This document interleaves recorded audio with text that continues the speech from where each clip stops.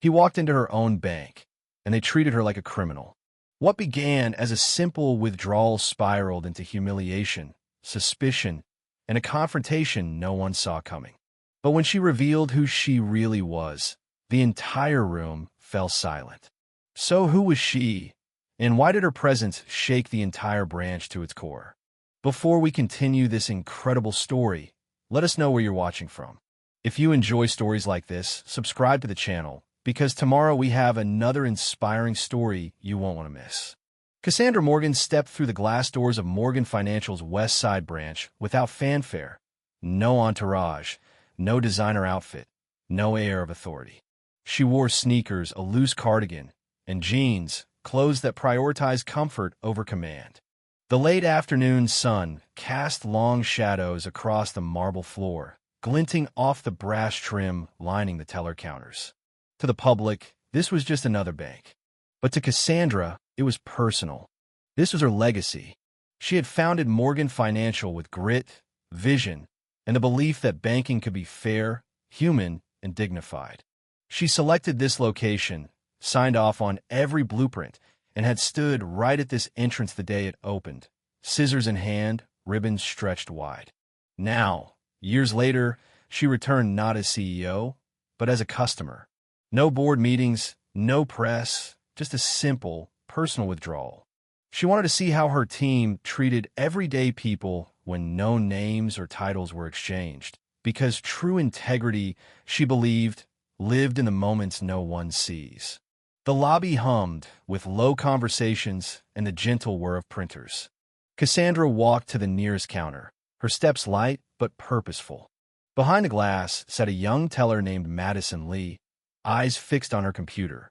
She didn't look up, didn't smile, didn't say a word. Cassandra cleared her throat. "Hi, I'd like to make a withdrawal." Still without meeting her eyes, Madison slid a clipboard across the counter. "Fill this out, please." Cassandra raised an eyebrow. No warmth, no courtesy, just cold procedure. She didn't react, simply took the form and wrote, $5,000. A modest amount for her, but one that often triggered ID verification. She handed the clipboard and her driver's license to Madison, watching her closely. Madison glanced over the form, and then something shifted. Her expression froze, her posture stiffened. Without a word, she walked away, ID in hand, toward the manager's office. Minutes passed. Cassandra stood still, composed on the outside, but a knot forming in her chest. This wasn't professionalism, it was suspicion. And it wasn't based on policy. It was based on perception. She had seen this before, too many times. But never here, never in the bank that bore her name. From the frosted glass office emerged the branch manager, Philip Daniels, with Madison trailing close behind.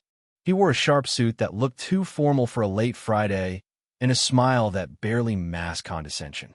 "Good afternoon," he greeted, glancing her over. Not her face, but her outfit. "MS. Morgan, is it?" She nodded once, cool and composed. "Correct. I'm making a withdrawal. The form is complete and your teller has my ID." Philip took the clipboard, scanned the form, then held up her license to the light, examining it like it might vanish. He flipped it once, twice. His jaw tensed. $5,000, he repeated as if it were an absurd sum. "And this is a personal account." "Yes," Cassandra replied firmly. "All the information is there." Philip's lips thinned. "What do you do for a living, MS?" "Morgan." Cassandra narrowed her eyes. "I work in finance." "That's a broad field," he said, fishing. "Are you employed locally?" "I run a bank," she said. "This bank." Philip blinked, then recovered. He handed the ID back to Madison, ignoring her words.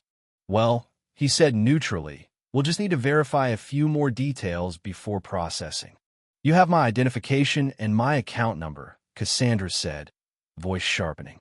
"I've been banking here since the day this branch opened." Philip nodded. "Yes, but for larger withdrawals, we sometimes request additional verification." "Sometimes," Cassandra asked, arching an eyebrow, "or only when the person doesn't look the part?" The silence that followed was louder than any noise. Madison shifted nervously. Philip remained expressionless, but Cassandra saw it. The hesitation, the patronizing tone, the implicit bias. What kind of bank? His earlier question echoed, as if the very idea of her owning and running a financial institution was a joke.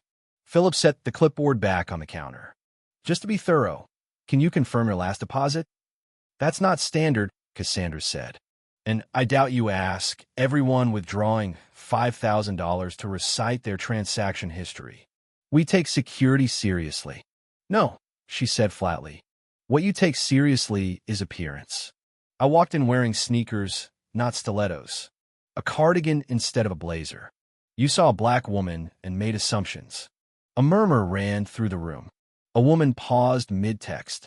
A man turned to listen. Even Madison looked up. MS. Morgan, I assure you. You don't need to assure me, she said, stepping closer. You need to treat me like every other client. Philip's fingers twitched. If you'd like to wait. I'm done waiting. With practiced calm, Cassandra reached into her bag and pulled out a business card in a clear sleeve. She laid it on the counter. Cassandra Morgan, founder, VA CEO, Morgan Financial Group. This branch exists because I built it. Madison gasped. Philip paled. I hired the regional director. Who hired you? I signed off on every dollar spent constructing this place. I stood on the other side of this counter, welcoming our first customer. Silence. Philip finally whispered. I wasn't aware. Clearly, Cassandra said. Her voice didn't rise. It didn't need to. She had already taken command. The air was heavy with consequence. Philip's authority had just crumbled. Cassandra didn't flinch. She had navigated rooms like this before. Boardrooms where her ideas were minimized. Interviews where her leadership was reduced to a quota. But this was her house. She turned to Madison. You had my ID, my account number. Why didn't you process the request? Madison's eyes darted to Philip. I thought it needed approval because of the amount. No, Cassandra said gently but firmly. You assumed. And when things turned uncomfortable, you stayed silent. From across the lobby, the security guard, R.J. Jenkins, stepped forward cautiously. He looked uncertain. Is everything all right here, ma'am? No, Cassandra replied calmly. Everything is not all right. Philip found his voice again. MS. Morgan, I truly apologize. I didn't recognize. There was no policy issue, Cassandra cut in. There was a perception issue. You assumed I didn't belong. She turned to Jenkins. There's no threat here. But if you're going to stand there, understand what discrimination looks like in real life. He nodded slowly. Yes, ma'am. Philip's composure crumbled. He looked smaller now, like someone realizing too late the gravity of their error. But Cassandra didn't want his apology. She wanted accountability. She picked up her ID, slid it into her wallet, and took one final look around the lobby, the place she had once envisioned as a beacon of dignity. This isn't a fluke, she said. It's a symptom. Turning to Philip, she added, You will not process my withdrawal. You will instead explain your behavior to someone who signs your paycheck. MS. Morgan, please, if I had known. That's the point. You didn't. And because of that, you assumed I didn't belong. A hush fell across the lobby. From a side door, Assistant Manager Dana Ruiz stepped in, face tight with concern. What's happening here? Cassandra turned. I'll explain. I am Cassandra Morgan. I came in for a withdrawal. What I got was interrogation and disrespect. In my own bank. Dana blinked. You're the CEO? I am. And I suggest you review the security footage before it mysteriously disappears. Philip looked like he had swallowed glass. Cassandra addressed the room. Bias isn't fixed by policy alone. It's fixed by accountability. She walked out, head held high. The next morning, Cassandra didn't go to her corner office. She summoned her executive team. Her voice calm, her message fierce.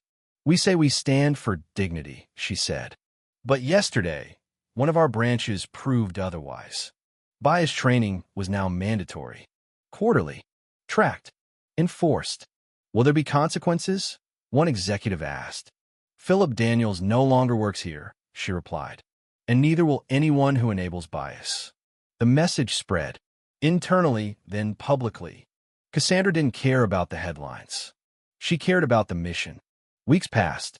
The branch where it happened got new management, new energy, new culture, not just new furniture. Customers noticed. So did the staff. Madison stayed, not because she was spared, but because she asked to stay and learn. And she did. One afternoon, Cassandra returned. This time, in a bold red suit. Madison looked up. "Good afternoon, Miss Morgan," she said with sincerity. "Welcome back." Cassandra smiled. Because it wasn't about punishment. It was about growth. And the next time a woman walked into that bank, sneakers or heels, she would be treated with the dignity she deserved. That was Cassandra Morgan's legacy. And it was just getting started. The story made its way online, through social channels, industry forums, and even headlines, when a CEO walks in, a lesson in assumptions. But for Cassandra, this wasn't about going viral. It was about the mission she almost saw eroded in her own house. She established a new division, client advocacy and accountability. Its purpose, to ensure every client, regardless of appearance or background, was seen and respected. Because as she often said, you didn't need to know who I was to treat me with respect. You just had to choose to. Respect, after all, isn't about recognizing power. It's about having character. And that's how Cassandra Morgan rebuilt banking, from the inside out.